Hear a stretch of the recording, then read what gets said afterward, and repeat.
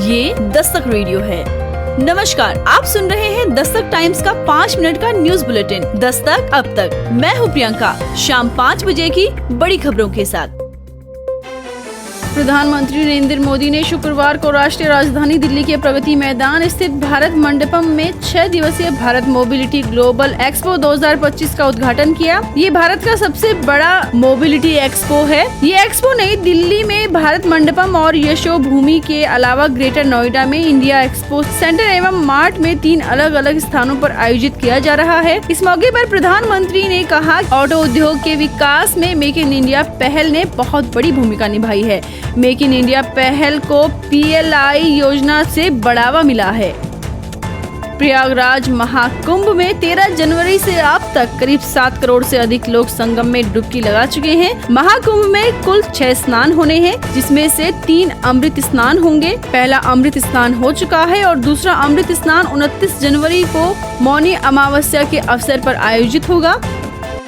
महाकुंभ जाने वालों की भारी भीड़ की वजह से फ्लाइट टिकट की मांग बहुत बढ़ गई है। हवाई टिकट की कीमतें आसमान छू रही हैं। दूसरे अमृत स्नान के मौके पर दिल्ली से प्रयागराज के हवाई टिकट की कीमत 7 गुना तक बढ़ चुकी है। 24 जनवरी से 31 जनवरी के बीच की अवधि में हवाई यात्रा का किराया सामान्य दिनों की तुलना में काफी अधिक देखा जा रहा है, जिससे श्रद्धालुओं और यात्रियों के बजट पर भारी असर पड़ सकता है।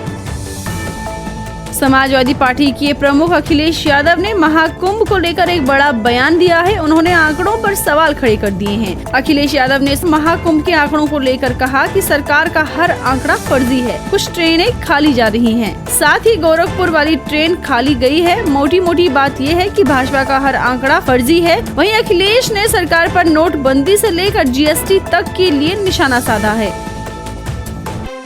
केंद्रीय वाणिज्य एवं उद्योग मंत्री पीयूष गोयल ने शुक्रवार को नई दिल्ली में भारत मोबिलिटी ग्लोबल एक्सपो 2025 के उद्घाटन अवसर पर इसे दुनिया का दूसरा सबसे बड़ा ऑटोमोटिव शो बताया है।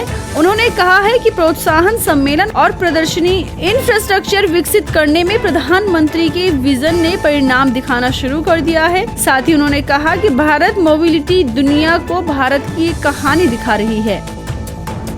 उत्तर प्रदेश के बरेली में एक चौंका देने वाला मामला सामने आया है। यहाँ एक पाकिस्तानी महिला फर्जी दस्तावेज लगाकर सरकारी शिक्षिका बन गई। जैसे इस पूरे मामले की सच्चाई अधिकारियों के सामने आई तो अधिकारी भी हैरान रह गए। हालांकि मुकदमा दर्ज कर लिया गया है और अनुमान लगाया जा रहा है कि जल्द ही महिला शिक्षिका की गिरफ्तारी भी हो जाएगी।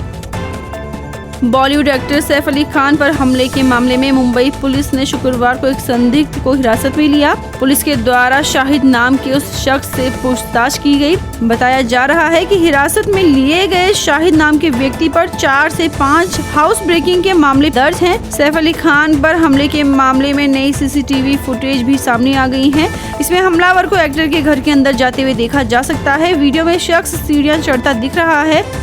पुणे नासिक हाईवे पर शुक्रवार सुबह एक भीषण सड़क दुर्घटना में 9 लोगों की दर्दनाक मौत हो गई। इस हादसे में तेज रफ्तार टेम्पो ने मिनी वैन को पीछे से टक्कर मार दी, जिससे वो सड़क किनारे खड़ी एक बस से जा टकराई। हादसे के बाद का सीन बेहद ही भयावह था। स्थानीय लोगों ने सूचना दी, जिसके बाद पुलिस मौके पर पहुंची और जायजा लिया। सुप्रीम कोर्ट ने दिल्ली में आयुष्मान भारत योजना लागू करने के हाई कोर्ट के आदेश पर अंतरिम रोक लगा दी है। कोर्ट ने दिल्ली सरकार की याचिका पर केंद्र सरकार को नोटिस जारी किया है। दिल्ली सरकार के वकील अभिषेक मनु सिंघवी ने कहा कि हाई कोर्ट किसी योजना के MOU पर दस्तखत करने के लिए राज्य सरकार को मजबूर नहीं कर सकता। दिल्ली सरकार की तरफ से ये भी दलील दी गई कि इस योजना में इंफ्रास्ट्रक्चर के लिए 60% हिस्सा केंद्र सरकार को और 40% राज्य सरकार को देना है, लेकिन इस योजना को आगे चलाने के लिए केंद्र सरकार कोई बजट नहीं देगी। मौसम विभाग के अनुसार आने वाले 21 और 22 जनवरी को तेज बारिश से NCR के लोगों का सामना हो सकता है। मौसम विभाग की तरफ से जारी किए गए आंकड़ों के मुताबिक 17 जनवरी को NCR में घना कोहरा छाया हुआ है और अधिकतम तापमान 19 डिग्री और न्यूनतम तापमान 8 डिग्री दर्ज किया गया है। वहीं मौसम विभाग के अनुसार 18 जनवरी को अधिकतम तापमान 19 डिग्री और न्यूनतम तापमान 7 डिग्री रहने की संभावना जताई गई है। 19 जनवरी को भी मौसम विभाग के अनुसार अधिकतम तापमान 20 और न्यूनतम तापमान 6 डिग्री रहने की संभावना है। तो ये थी शाम 5 बजे तक की खास खबरें। और भी ऐसी खास खबरों को जानने के लिए सुनते रहें दस्तक रेडियो।